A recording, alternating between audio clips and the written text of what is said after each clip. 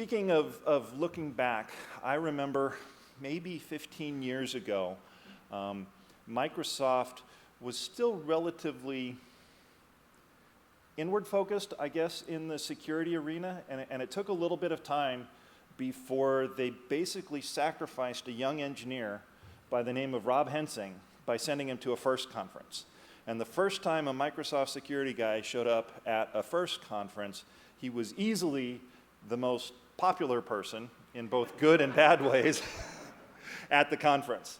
But Rob was amazing. He took all of it and was happy to work with everybody in bringing Microsoft into part of this community. And as a result, the MSRC has been a huge proponent and sponsor and supporter and in any possible way of FIRST conferences. It's interesting because our keynote speaker, Brian LaMacchia, works in a different part of Microsoft, a crypto part, and obviously he knows the MSRC folks, but when FIRST reached out to him and asked if he'd be interested in doing a keynote, he didn't know an awful lot about FIRST, being on the crypto side. So he reached out to the MSRC and said, you know anything about these guys? And obviously the endorsement was good because we are very fortunate to have Brian here to talk to us. As I said, he is the director of the Security and Cryptography Group within the Microsoft research arm. He's had various roles at Microsoft for about 20 years. Security architect, he's part in industry, he's part of the Crypto Review Board, involved in a number of things there. He's an adjunct professor at Indiana University, and I promise I did not know that when I chose to wear my Purdue University shirt today. And he is also the treasurer of the International Association of Cryptologic Research, and I am very proud and happy to have him here today. So, Brian LaMacchia, thank you.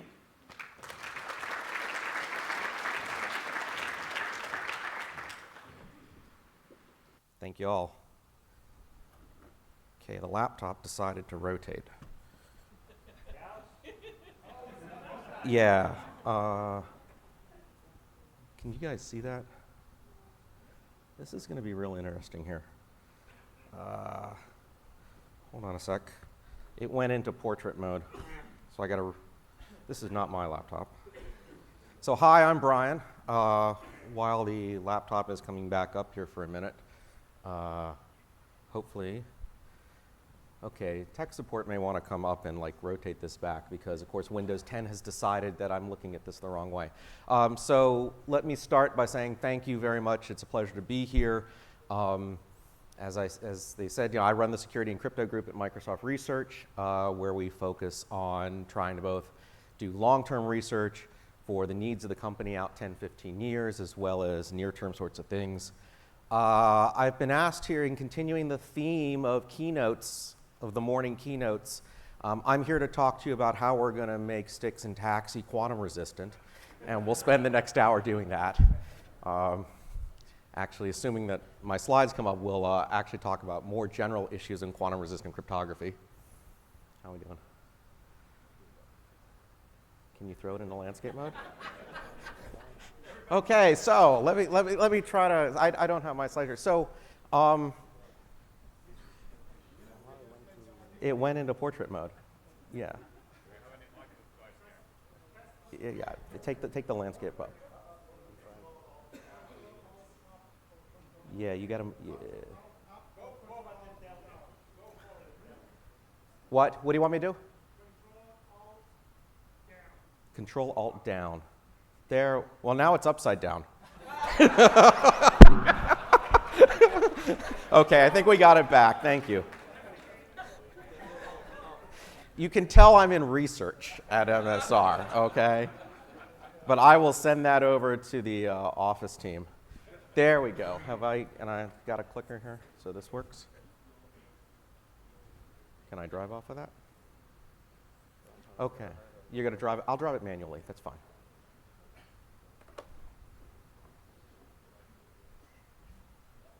There we go. Yay. Okay. What's a Microsoft keynote without a little bit of problem with Office and Windows, right? Okay, so let's get back on track here. Why am I here to talk about quantum resistant crypto? And to give you some motivation for this, let's start by looking back at how computing has changed over really the last 2,000 years. We don't normally think about computing as having a 2,000-year history, but if you actually go back to the Antikythera mechanisms and other sorts of very early mechanical devices that were used for doing astronomical calculations, there is a long history of us actually using physics in one way or another to build computing devices, whether mechanical, whether something like Babbage's difference engine, when we moved to electrical computers, starting with the ENIAC, more recently the Tehanhe 2, which until very recently was the #1 computer on the top 500 supercomputing list. It's now been superseded by another Chinese supercomputer. And the reason I'm here today is because we believe we are on the cusp of another change in fundamental physics for computing. Just like the move from mechanical to electrical, we believe that we are now going to be able to build computers built on top of quantum physical properties that have a different computing model. And they admit, or will admit, if we can build them big enough and coherent long enough, to solve different classes of problems quickly. And Microsoft happens to have a group that sits right above me in Microsoft Research that's working on topological quantum computing, and there are other research groups around the world working on different types of quantum computing. And the good news about this is that if you could actually build a quantum computer, it's going to let you solve a whole bunch of problems quickly that we can't solve today. The bad news from my perspective, which I'll get to for a moment, is it'll let you solve a whole bunch of problems that you can't solve quickly today, like all the ones we use for cryptography. So we have to have defenses against that. We celebrated recently the 50th anniversary of Moore's Law, right? This is a chart I pulled just recently, again off top 500, of basically the top number of flops per second of the triangles here in the middle is the #1 machine on the list. That's the number 500 machine on the list. That's the sum of the top 500 machines. And you can see on a log scale on the left, it's that very nice growth line that we expect from Moore's Law that seems to be continuing pretty much on and on. And it is natural for us to ask the question, is there anything we can't solve on digital computers? Because frankly, we got plenty of compute power, and if there's a problem that we can't seem to solve today with what we've got, we can either put more compute power out there, or we can wait a little bit and wait for everything to get faster, and all of a sudden we can solve more things. And that's how that approach is kind of taken on. There are a class of problems, though, that don't fit that model, and we depend upon them for securing all of our electronic commerce and a lot of online business and such today, and that's the problems that cryptography are based on. And these problems are just intractable with classical computing. Factoring is the one that's most common. It's the fundamental problem underneath the RSA encryption and digital signature algorithm. Every day this gets used. Every time you connect to an HTTPS website, you're probably using RSA or using a related problem on elliptic curves. And this is the 2048-bit RSA challenge problem. That is the product, that is a 2048-bit number that is the product of two 1024-bit primes. If I give you the two 1024-bit primes and I say, would you please go multiply them, that's easy. We can do that quickly. If I give you the product and I say, find the two numbers that multiply to that, that's really hard, and we don't have a polynomial time algorithm to do that. That is outside of our bounds. In fact, if you were to go get a bunch of CPUs, you need 1 billion CPU years with current technology and what we know about the fastest known algorithms to do that. But if I can build a quantum computer that's big enough, and big enough's really important here. I don't just need like 2 little quantum bits. I need about twice the number of quantum bits as that number. I need 4,000 to 5,000 quantum bits, logical quantum bits that are coherent. I can solve that in 100 seconds. That's the type of breakthrough that is the potential of quantum computing if we're actually able to build it. Now, that's great unless you're a cryptographer trying to protect information, because we have been dependent on the exponential work factor of adding a couple more bits to the encryption keys or to the size of RSA numbers to making the amount of work that it takes to break it. That's how we've been staying ahead of Moore's Law. As computers have gotten faster and faster, we've upped our key sizes, but we've only had to up our key sizes a little bit to account for great growth in the amount of compute power that's available. Okay? We believe that how can I put this? A well-funded nation-state agency or similar-sized organization could probably gather enough compute power together in secret to factor a 1024-bit RSA number. We don't think anybody's actually got enough compute power to do a 2048-bit number because that's so far out of reach of what we think is physically possible. But quantum computing changes that, and we have actually known that fact since 1994, when Peter Shor at AT&T Labs came up with a quantum-based factoring algorithm. And what Peter showed was that if you had a quantum computer, you could actually solve a sub-problem of the factoring problem in polynomial time, and that reduced the entire problem. So this is why we are all theoretically worried about this. And since 1994, it's been a theoretical concern, and nobody was really a practical concern because we didn't see any way to build a quantum computer. And now, we're starting to get some sense that that might be true. And it's not just factoring, okay? If you look at everything that we use in contemporary cryptography today, and for example, take the most common TLS cipher suite that's out there. So if you're running HTTPS, you're running TLS, you end up using elliptic curve Diffie-Hellman ephemeral for a key exchange, and you use RSA for validating the certificates for server and maybe client, and then you do some symmetric cryptography with AES and SHA-256 on the inside. All of those algorithms, to a greater extent or a lesser extent, can be solved more quickly if quantum computers are available. That is, if your attacker has access to one, they can do something. For the fundamental math, the number theory problems underlying RSA factoring and elliptic curve Diffie-Hellman, they all fall. And there's no way to resolve that because you can just you double the key length for the RSA, you just double the number of quantum bits. And the same happens on the elliptic curve side. You actually need about 6 times the number of quantum bits for elliptic curve, but the curves are smaller. For AES and SHA-2, the quantum attacks aren't quite as big. What they do is they reduce the number of bits, the effective length of the bits in half. So in AES 128-bit key, that's a very commonly used size today, 2 to the 128-bit work to brute force it. Quantum makes that 2 to the 64. So the answer there is you double the key length and you go to 256. That's what we do with hash functions. So we're not really as worried about the far side of the screen as we are about the number theory. Now, where are we with quantum computing? Well, they look something like this. This is a photo from Charlie Marcus's lab in Copenhagen, Denmark. He's one of the groups that collaborates with Microsoft Research on building quantum machines. I love putting these pictures in because cryptographers have no fancy pictures. We have nothing to show you, okay? But these guys, they have all the cool equipment, right? This is the dilution refrig. They've got stuff down here running at just a couple degrees Kelvin, and that's where they're able to do these topological quantum bits and experiment with it. And it's really, really cold, and we don't even know how we're going to get data in and out of there yet. But that's kind of what they're building, and they are demonstrating this problem. And there's other groups. IBM has done some stuff with, I think, ion traps, and there's a couple other physics. This is not something we're going to deploy in every Windows PC, okay? But well-funded organizations, if you can build and make enough quantum bits out of this, could start to actually do something interesting with it. And there's a lot of interesting problems that you can kind of solve. So where are we on this journey, right? Is this a cold fusion situation? Well, we don't think so. But we're still just somewhere along the stack of solving the engineering problems that we have to solve, okay? We are not in imminent danger of having a 9,000 quantum bit computer tomorrow, okay?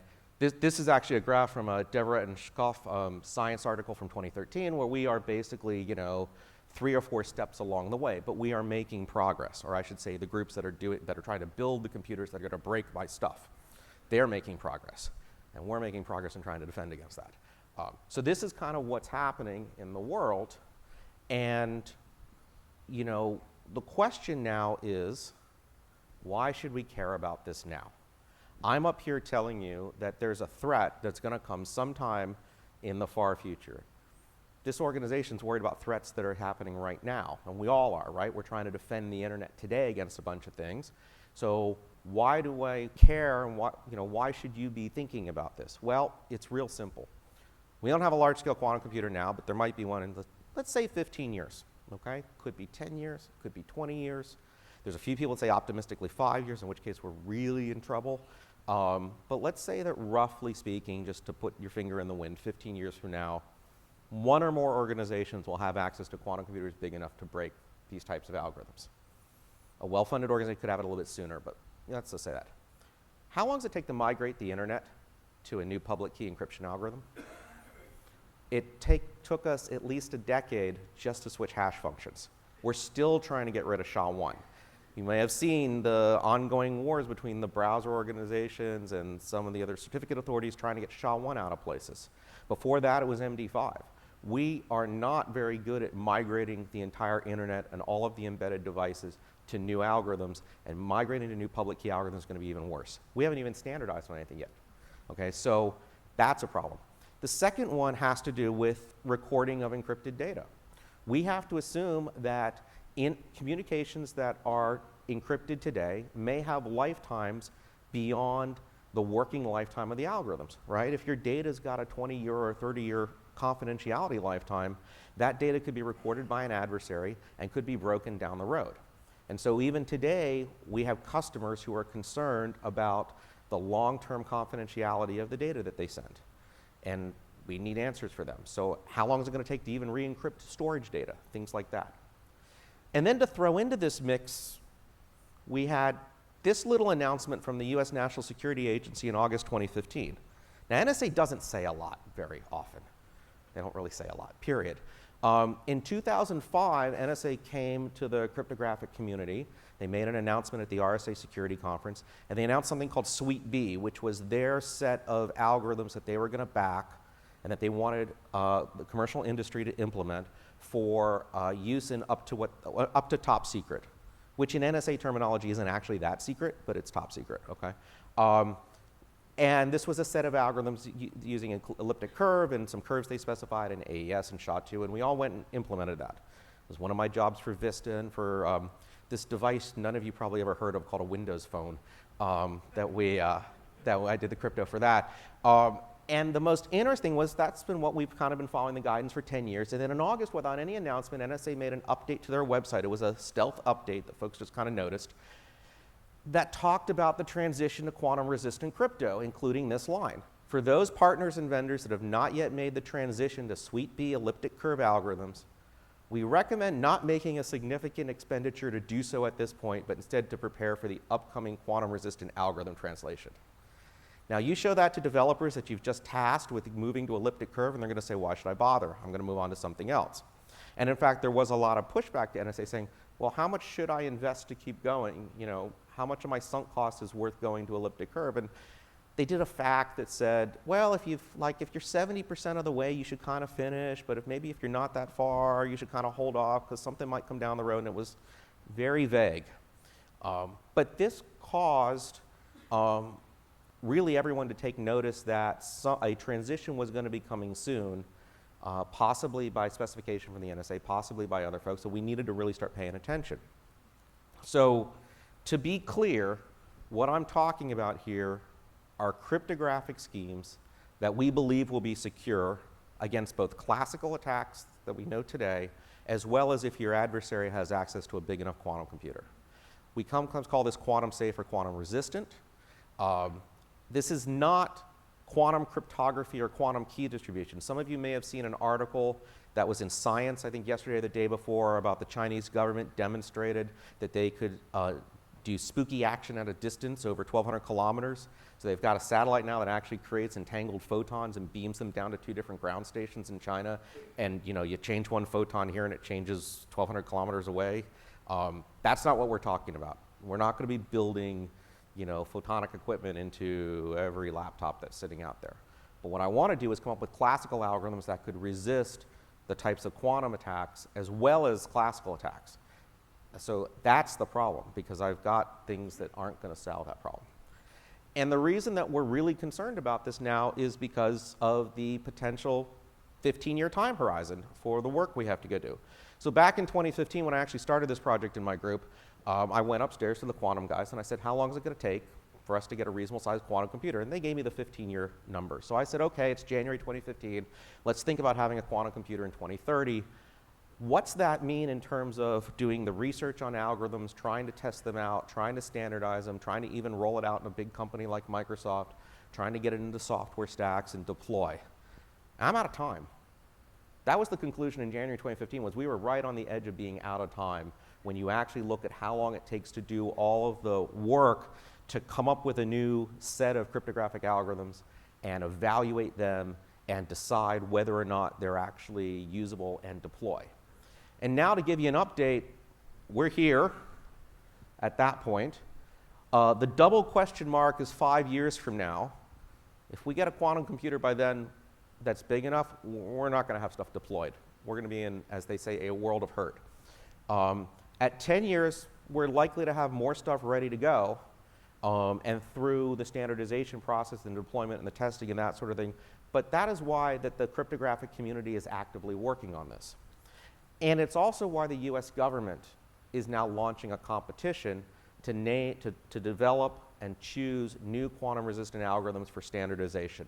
And that's what the NIST PQ Start is. That's going to happen later this year. And that's a process that's going to run for 6 years. And this is what that looks like. So the National Institute of Standards and Technology in the US government chooses and standardizes algorithms for US government use. These become FIPS, Federal Information Processing Standards. AES was developed through a public competition that NIST ran. SHA-3 was developed through a public competition that NIST ran. NIST has now announced, they're not calling it a competition, they're calling it a selection process for certain NIST technical reasons, because they may pick multiple algorithms. But they have put out a call for proposals. There's a deadline at the end of November for schemes to be submitted by teams around the world, and then there's going to be a 6-year bake-off. And NIST will run this process like they've run past things, where they sort of weigh the pros and cons of particular schemes. They ask everybody to attack everybody else's algorithms. And at the end of this, and they hold a series of workshops, and at the end of this, the goal is for NIST to pick one or more algorithms for key exchange and digital signature that are resistant to classical attacks and are resistant to known quantum attacks and would be suitable for deployment, either alone or, what's more likely, and we'll talk about this in a little bit, in combination with existing schemes that we already have deployed today to sort of do belt and suspenders approach. So the NIST competition right now is what's driving work in this field in cryptography across the world. So there's a lot of different groups. I'm going to talk about 3 efforts that my group at Microsoft's involved in trying to come up with algorithms that are based on different hard problems that are as resistant to classical attacks as RSA and elliptic curve, but not subject to quantum attacks. And we're all going to submit it to NIST, and then everybody's going to kind of shoot at everybody else, and we're going to see who wins. Because that's what cryptographers like to do. So I'm going to now give you a little bit of math. Don't get scared. I want to talk a little bit and just give you a flavor for the types of problems that we and the other folks in the community are looking at for new post-quantum schemes. And my reason for doing that is mostly to give you a feel for the fact that none of these schemes have the same complete engineering characteristics as what we're all using today. And what that means is that when we transition to post-quantum schemes, some of the assumptions that are in our software stacks may break, like how long it takes to do a signature or do a key exchange, or how small the data elements are that go by. The schemes that we are playing with right now, some of them are fast, some of them are slow, some of them are small in size, some of them are large in size, and you need to understand what the trade-offs are to think through what the protocols look like and what's best. To give you a rough feel for the space right now, there are 5 main families of hard problems, or problems that we think are hard, that we as a community are looking at basing one or more quantum-resistant schemes on. This is just a list of some of the ones that are out there. The 5 families of problems are roughly coding theory, lattice-based schemes, signature schemes based off cryptographic hashes, schemes based off isogenies, which are maps between elliptic curves, and multivariate-based systems. None of these get used widely today in anything that's currently being used. Basically RSA and elliptic curve are all faster than all of these schemes, or have more knowledge about them. But this is the space where we think that you can build on these problems, and we're not aware of any quantum-resistant attacks. Now, my team at Microsoft is involved in efforts in 2 of these spaces, in both the lattice-based scheme and the isogeny-based scheme, and those are things we'll talk about in a little bit, in terms of just to give you a feel for what the properties look like for them. And we also have just started developing a signature scheme that builds off hashes but doesn't really fit in that hash-based bucket. The LWE stands for learning with errors. The R-LWE stands for ring-based, where there's an algebraic ring which adds some structure to it. There's pros and cons to doing that. And then supersingular isogenies, and we'll talk about that in a little bit. Now, when you go to develop a new crypto system, there's lots of questions that you have to answer. You want to design better schemes. You start with a hard problem and you try to figure out, well, how can I build a key exchange scheme out of this hard problem, right?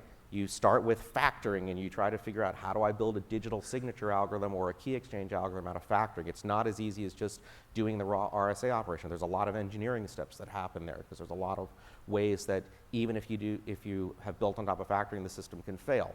And we have seen a series of attacks against, say, the use of RSA with inappropriate padding modes, for example, or in signature schemes and things like that over the years. So there's a lot of steps to what you have to do when you pick a problem and try to build a scheme on it. You try to improve the best known classic and quantum attacks. For all the schemes that I'm going to talk about, we're not aware of a quantum attack that's efficient.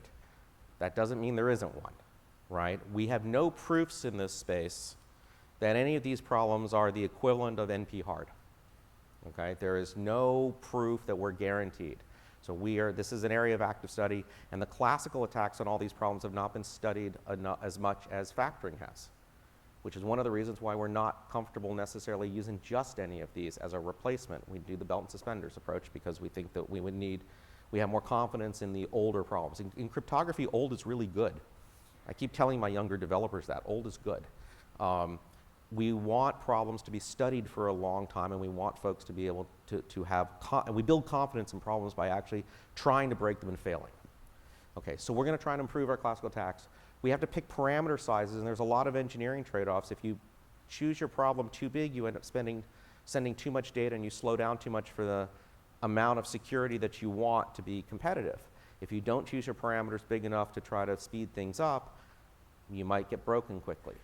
And there's a lot of tension in that, and this is something that NIST deals with in their process. In the AES competition, there was the algorithm Rindall, which became AES, actually got submitted with more encryption rounds in it than what NIST ended up standardizing on, because NIST was worried about the overall time.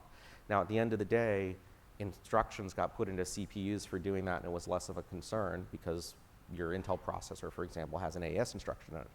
But it's one of the things you have to weigh and trade off. You want to develop fast and secure implementations. That's not necessarily the easiest thing to do. And then you want to try to integrate them and test them out in things like TLS and see how well it runs, and figure out where your software stacks are going to break, because your certificates may be larger, or it may take a lot longer to do a setup when you're trying to negotiate an IPsec connection or things like that. All right, so let me briefly talk about 3 schemes and just give you a taste for what's going on here. And they're called Frodo, SidH, and Picnic, because we have to have cute names for things.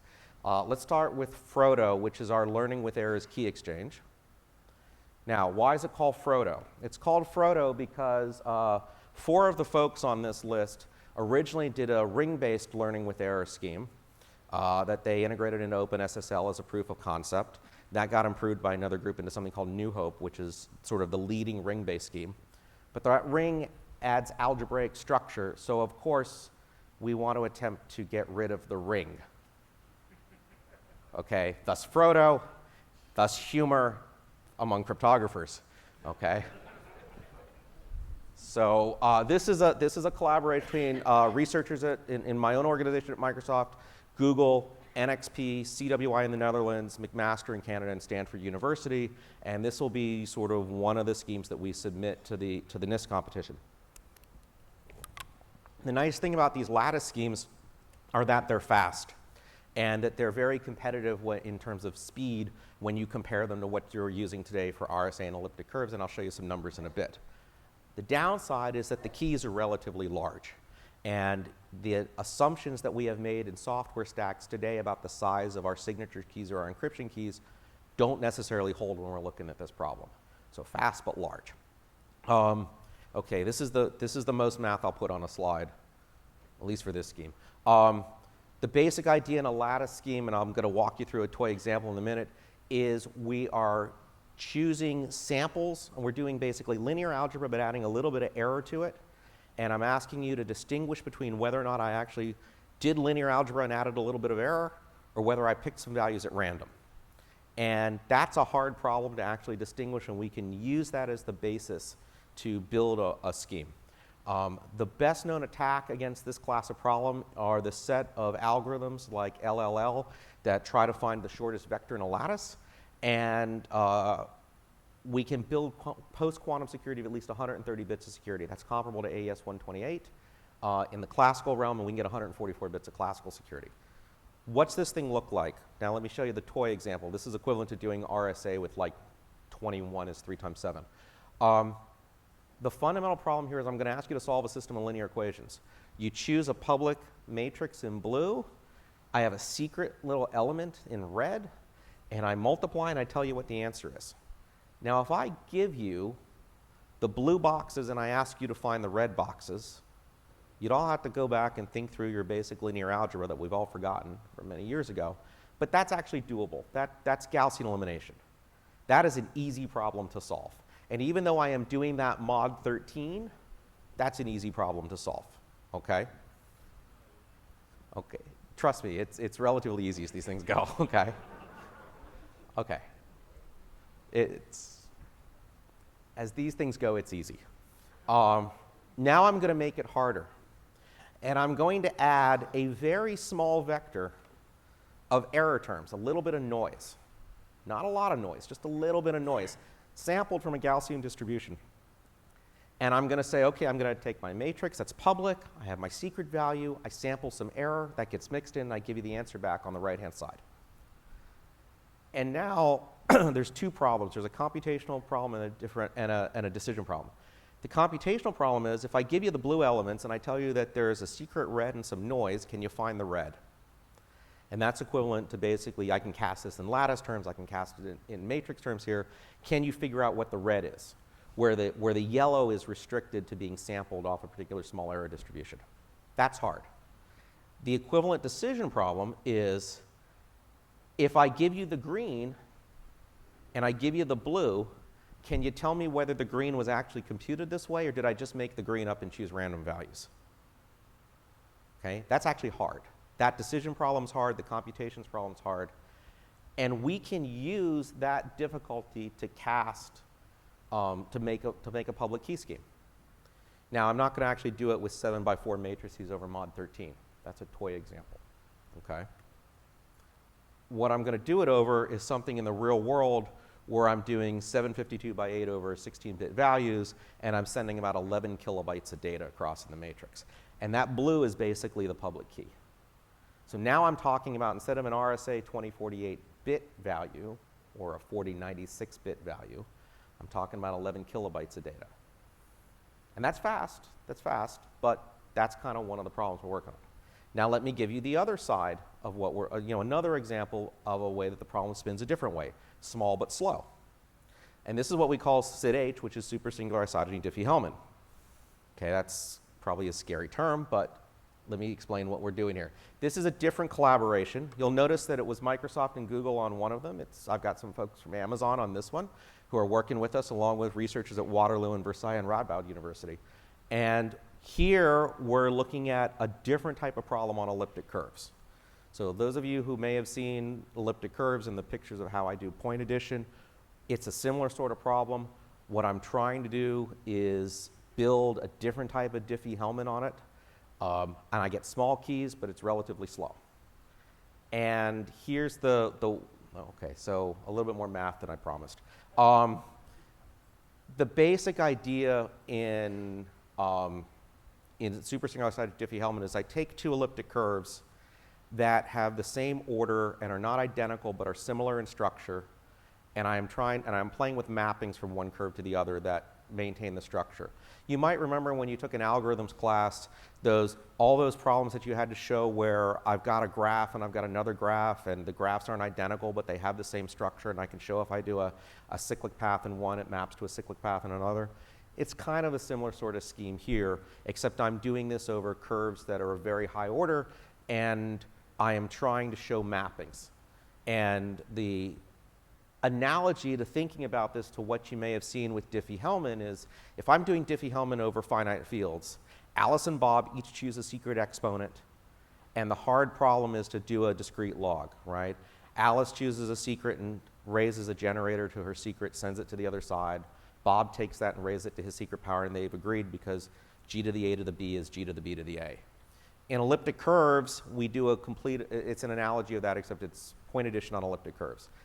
In this space, we're doing the same thing with isogenies. We're applying two maps to elliptic curves, and if I gave you a diagram like a Diffie-Hellman diagram, everybody starts with a public curve E0. Alice moves horizontally, Bob moves vertically.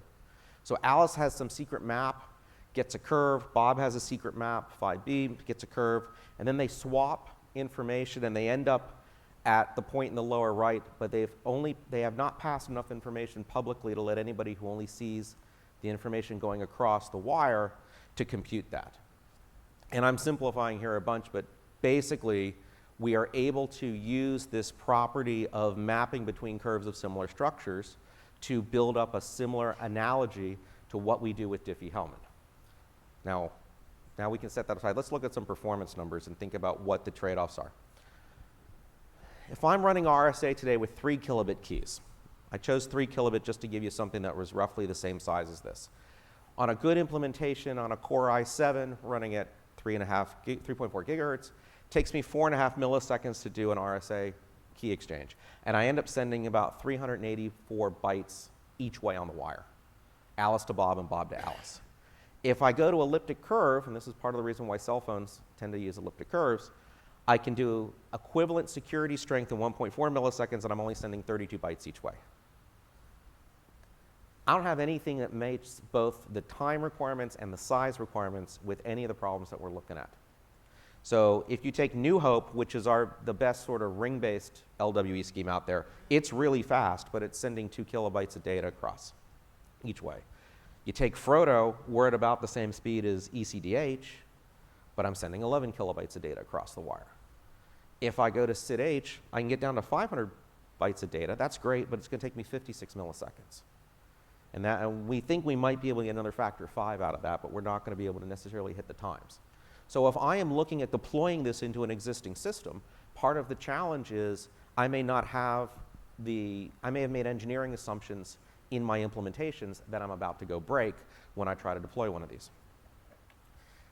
The situation gets a little bit worse in signatures. And let me talk about PICNIC, which is our code name for post-quantum non-interactive zero knowledge.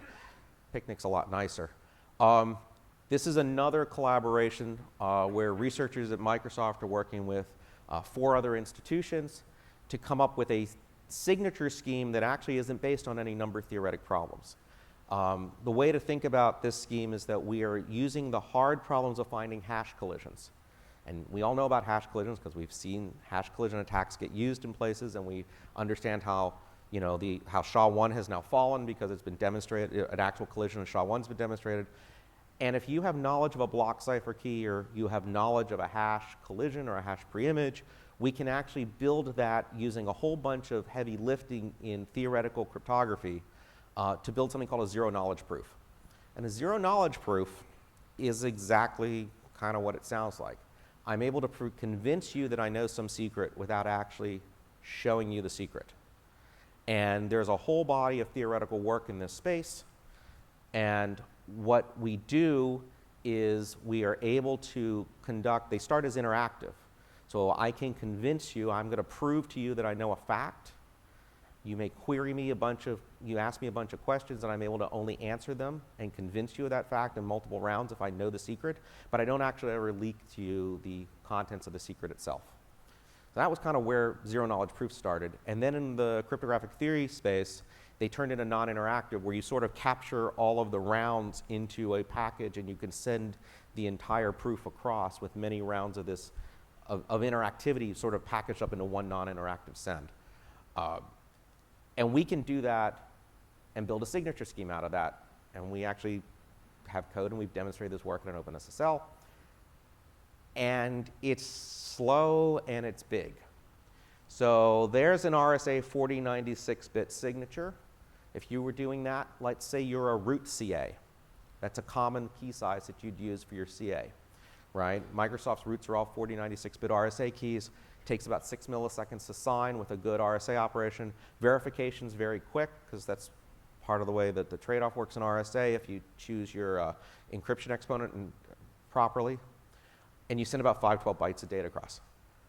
Our schemes are currently, 10 times slower, 10 times slower. 29 milliseconds, 17 milliseconds on verify, but I got to send 120 kilobytes of signature across. Now that 120 kilobytes of signature turns into a really large X509 server certificate. OpenSSL will deal with it, but other systems may not necessarily expect so. And if you just kind of throw those around, because we have made implicit assumptions about the sizes of our authentication information, that may no longer hold. Now, it gets even worse for some of the other schemes. This is just a sampling of some of the alternative post-quantum schemes that are currently floating around that people are considering. And you can see that some of them want to send megabyte keys across. Some of them want to spend 73 seconds to do computations. I don't think you really want to do that. There's trade-offs here, and part of what's going to get sussed out in the standardization effort is how do we pick what the best trade-off is? And there may not be a single answer, and depending upon what your engineering situation is like, you may have a very different situation. For example, if you've got very low bandwidth, you may be willing to spend a lot of time computing to send very few bits across. If bandwidth is cheap, but your compute power isn't, you choose a different sort of thing. Okay. So now I want to spend a little bit of time about what do I think is going to happen sort of looking ahead here. And where do I think things are going to go? Let me first start with, it's great to play with these in the lab, but until you actually deploy them in real systems, nothing really matters. So the first thing everybody does is say, let's do an implementation. We think the implementation is secure. Let's go try to deploy it in a system. And where does everyone go first? OpenSSL. Why? Because 99 and 44 100% of the internet is secured over TLS. And that's the open source implementation or variants of OpenSSL that everybody uses. So everybody plugs in there and sees how well it works. And these are numbers off a test that we did in integrating these various schemes into OpenSSL with Apache on the server side. And all of the code on this is available. I've got links at the end on it. The key point I want you to take away from this is really simple. This orange line here is what we're all doing today with elliptic curves.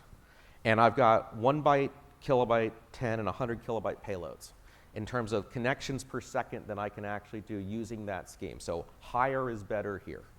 That orange line is sort of your baseline.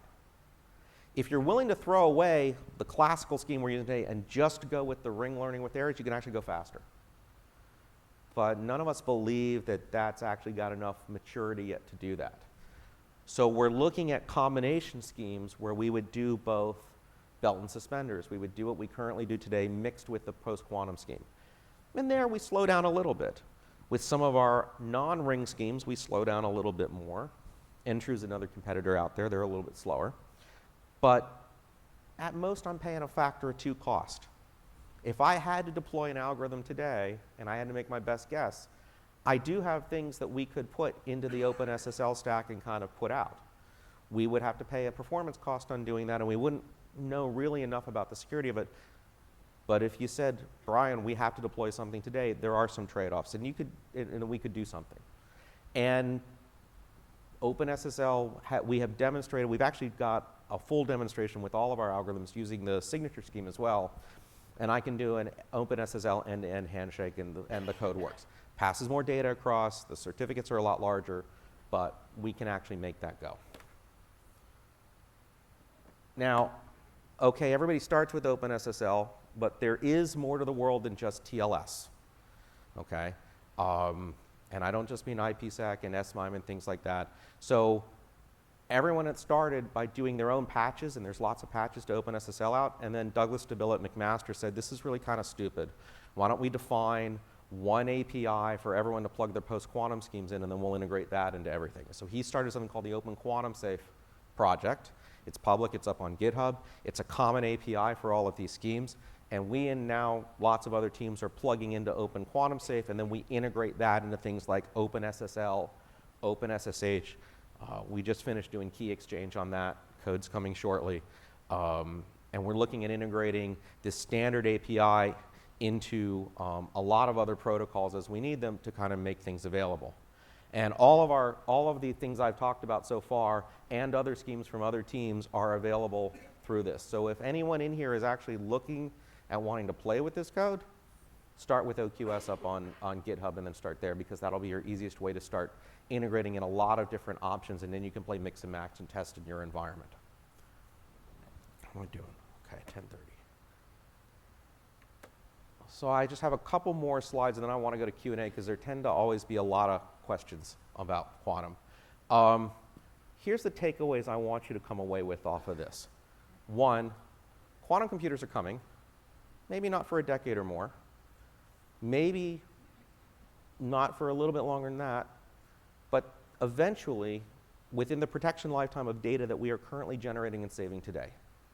And frankly, even if it's a cold fusion type thing where we never actually see a quantum computer built, merely the belief that it is possible is going to cause people to want this type of protection.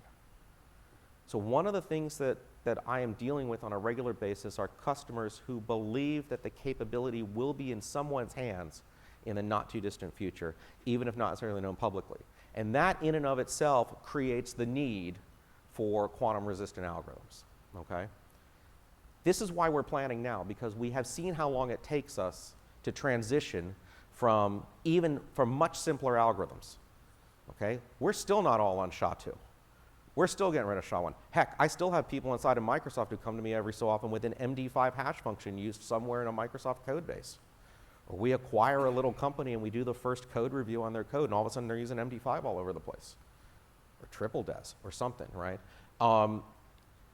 It takes a long time once the system's deployed. And in fact, frankly, IoT is only going to make this worse, because we're going to start putting algorithms into light switches that go into walls that have no update paths, and we're not going to be able to update them in 30 years. They're going to go broken. So the most important fact that I want you to take away today is that to prepare for this transition, we have to have crypto-agile systems. That is, we have to have engineering systems that are easy to plug and play with new cryptographic algorithms and change things out, and don't make assumptions about key sizes or how long it takes to do an operation or something like that. Core algorithms in the IETF tend to be pretty good at this. The TLS community has lots of cipher suites. In fact, they have too many cipher suites, and TLS 1.3 is going to restrict a bunch of those. But if you're building a system today, or you're specifying a system, or you're buying a system, ask your vendor, what are you doing in terms of crypto agility? How do you move between algorithms? How easy is it to reconfigure if something new comes along that I have to move to? Because something new will come along, right? NIST is going to standardize something in 6 to 7 years, and that's going to start the process. So that's sort of the most important message. Don't build assumptions into code and systems based on what the algorithms are that we're using today, because those assumptions no longer hold. Okay. Practical engineering options actually do exist today. We don't know enough about them to want to use them by themselves, because they just haven't baked long enough. So hybrid schemes that mix classical algorithms that were well understood over the past 30 years, along with the new schemes, is probably the way we're going to go for the first decade of deployment. I expect that for at least the first 10 years after we start rolling these out, we're going to be doing hybrid schemes and paying a little extra performance costs on TLS, where we mix and match a classical RSA or elliptic curve scheme with one of these post-quantum schemes. And eventually we may have enough confidence in the post-quantum schemes to drop the RSA to elliptic curve. But that won't happen anytime soon. It's going to take a long time to update software stacks. Speaking as someone who worked on elliptic curve in Microsoft, it took us a long time to build that out in the stack. It's real easy to say, hey, we have support for the algorithm deep down at the lowest levels of Windows. It's very different saying you can send a secure email message out of Outlook end-to-end using elliptic curve algorithms. Or you can spin up an entire software stack, or you can make sure that all of the messages that you send back and forth are secured using a quantum algorithm. And so, for example, consider Taxi 2.0. I did tell you I was going to talk about making Taxi post-quantum. I never heard of Taxi before coming here, okay? But I took a look at the protocol because I wanted to see what Taxi was doing for transport. And I went, by the way, those are really large specification documents. They're interesting. Their OASIS specs all right. What Taxi does is when you look at it and you dig down deep into what the transport is, it actually does something completely reasonable. It says, we're going to build on TLS 1.2 and 1.3. And we suggest that if you're doing certificate operations, you stick to PKICs out of the IETF. All reasonable sorts of things to assume, because what it does, it pushes the problem on dealing with anything onto the IETF groups that specify TLS and PKICs, right? And so if you solve the problem at your TLS layer, you've solved the problem. Except here's the issue with this. All of your underlying protocols need to be updated to post-quantum. And that just puts pressure on the TLS group to do that and specify. And this is what sort of every standard that I've worked with that builds on top of TLS does, is it says use TLS, and then maybe it specifies a, it does a profile of it and says, well, this is the way we're going to use TLS in SOAP. This is the way we're going to use TLS in this. This is the way we're going to use TLS in that. This is the way we're going to use TLS in Taxi 2.0. So at some point, Taxi 3, there's going to be a profile that says when you're using TLS 1.3, it's going to be these cipher suites with a minimum of this sort of quantum resistance, and if you're doing certificate operations, this is what you're going to have to do inside of PKICs, right? There's going to be some profiles that get specified on that. But in general, all that does is that puts a dependency where if you're shipping taxi software, or speaking software, you're going to need your underlying stacks to get updated. That's fine. That just adds a dependency in, right? And so for your TLS stack to be updated, your underlying systems under there need to be updated. And that just kind of builds. Frankly, depending upon when we think we start to see a quantum resistant computer out there, or quantum computer out there, the easiest response is probably going to be to wrap everything in VPNs. I suspect, and one of the things that I'm trying to keep in my back pocket are PQ-enabled VPNs that I can tunnel everything else over, because I can throw those tunnels up quickly if I need to, and I don't have to modify the entire stack. That is not the most efficient way to do it, because I'm adding yet another wrap of encryption around everything. But if the guys in Azure come to me and say, we need to secure the VPNs between our data centers against a potential quantum-enabled adversary, my easiest response to them is to say, let's put some PQ-enabled VPNs down. And that's the first response before looking at all the details in the software stacks. And I suspect we will see some of those options get deployed pretty quick. And we can do this with OpenVPN or with other VPN technologies. It's really no different at an algorithm level. But that's probably going to be what the simplest deployment is that you start to see. Finally, I just want to reiterate that all of this work is being done in the open. So crypto algorithms abhor secrecy in code. You should be able to inspect your crypto algorithms. Microsoft is doing all this work without any IP. We're not pursuing any of that because the crypto community abhors that generally as well. Our work and the work of our collaborators is all up either on publicly accessible download pages from Microsoft or up on GitHub. If you go out to GitHub and search for this, you'll find lots of work. If you are thinking about playing with any of this code, A, that's fantastic. B, we're happy to answer questions about it. C, please contribute back. Test your systems out. Find out where things work or not. No one knows what's actually going to come out of the NIST process. I actually expect the IETF will start standardizing things on a quicker pace than NIST, because NIST is going to take 6 years, and frankly, that's a bit too long. But that process is going to continue. And that's kind of where I want to leave things here and start to open things up for questions. So actually, I'll go to questions, and I'll just leave it back in case anyone wants to copy the URLs down. I want to thank you very much for listening to me today and letting me throw a little bit of math at you. And I will be happy to take any questions you've got about quantum computing or quantum-resistant crypto or where things go. Thanks very much.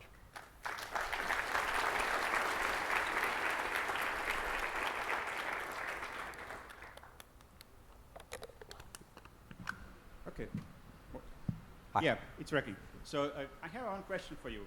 When you are showing those timing and everything else, obviously Yes. you do have assumptions on capabilities of the processor. What is your, I would say, prediction how low those capabilities would go? Because there's still a bunch of stuff that is built with 8-bit, 4-bit processors. Correct. So those timing numbers, in fact, if I go back to them, for example, this is going to take me a little while to go back here.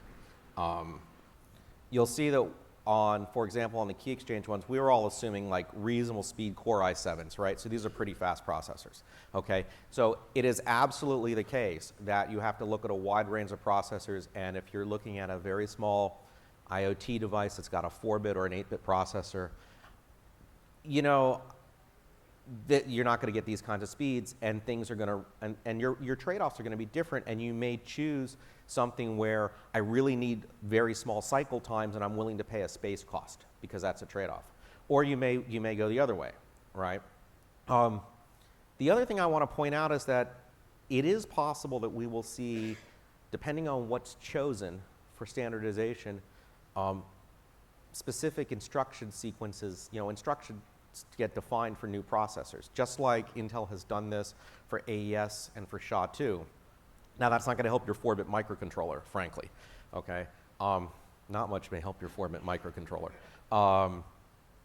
But some of these don't, like the lattice schemes don't really require much more than matrix multiplication.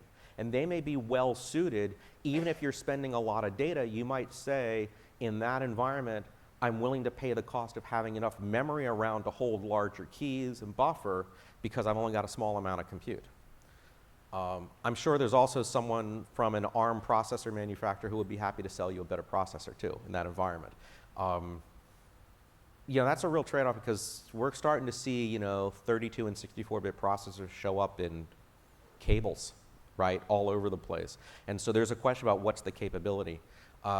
In past NIST competitions, NIST tended to fix the platforms that they cared about as an 8-bit microprocessor and a 32-bit microprocessor.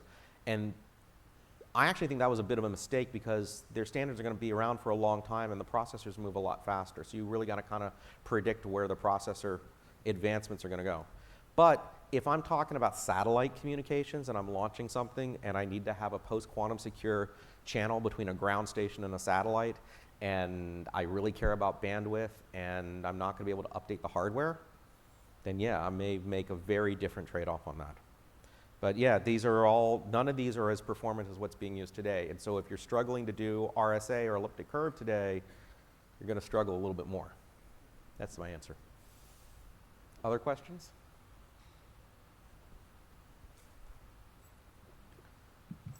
After the first quantum break-in, after decryption, how quickly the development will be into coming into mass scale, or actually, I would say, even low-end nation-state scale decryption? Oh, that depends upon who's got the capability. Okay, so first, there's a pre-question there before yours, which is, are we going to know when the first break happens? Yes. Okay, and I get asked that question, by the way, by execs at Microsoft. They're like, well, Brian, how are we going to know? And I'm like, well, if it's a nation state, we may, you know, if it's an intelligence community, we may not, or we may have to infer it. If it's an academic community that does it, they'll publish a paper and they'll get awards and we'll know.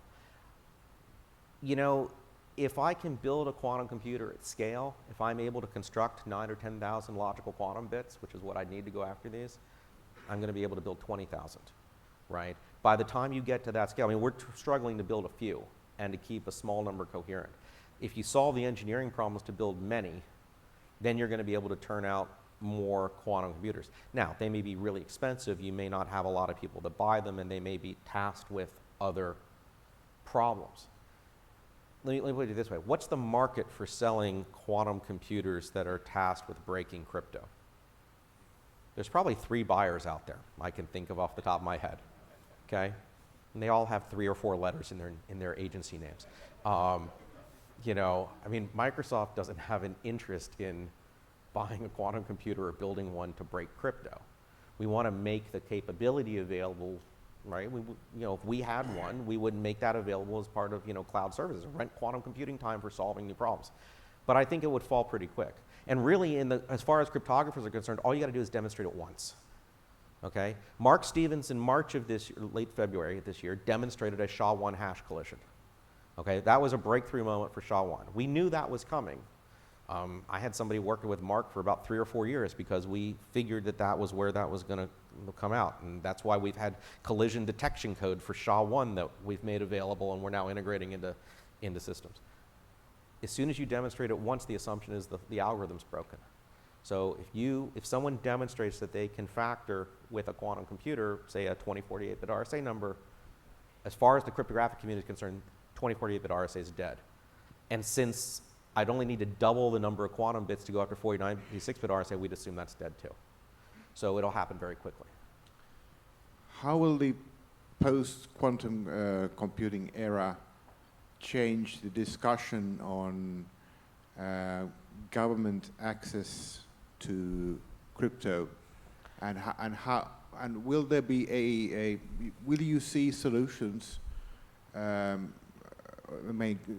access to crypto keys, that is, and will you see possibilities for individuals to be able to secure their communications in the post-quantum era?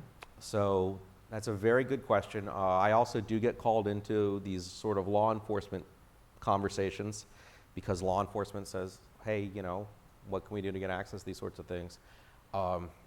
It's a cat and mouse game of what happens right now. I think for individuals, the move's going to be, this is why we're looking at these types of algorithms, because they're algorithms where we don't think that having access to quantum computing helps break it. Now, that doesn't change the general debate over whether or not law enforcement should have access on a general mass scale to keys in certain types of devices. The properties of these algorithms that we're talking about are similar from a law enforcement perspective to what we're using today with RSA and elliptic curve. Okay, so you know, at the gross level, there isn't much difference there. Now, if law enforcement has access all of a sudden to, say, a quantum computing capability and can break classical, then there's devices that they're now going to, and protocols and keys that they're now going to be able to crack. And the move to quantum resistant algorithms would then thwart that, just like the other cat and mouse that we've seen happen before. But you know, in a lot of cases, that's not the way you get around stuff, right? The math works if you do it properly. And a lot of the ways that folks are able to get access to systems they want to is by bypassing and by breaking. And I don't think that's going to change anything. I mean, I'm not giving you any sort of guarantees about the security of systems implementing this, right? You know, crappy implementations of crypto are going to be just as vulnerable as they are today, whether they're implementing RSA or a post-quantum scheme. And if you don't secure your systems and an attacker can break in and go get your private keys off the system, it doesn't matter what algorithm is being used. So I don't really think that changes. I do think that that conversation continues, and I don't have a way, just like every other cryptographer will tell you, I don't have a way to secure the system so that only the good guys have access to the encryption keys and not the bad guys. I mean, we can talk about that and engineering sorts of things, but I don't think that this particular problem changes the nature of that debate. Okay. I think we're just about out of time. I certainly didn't know I'd be having to do math this early on a Friday morning, but thank you very much. Sorry about that. Thank you. Thank you all.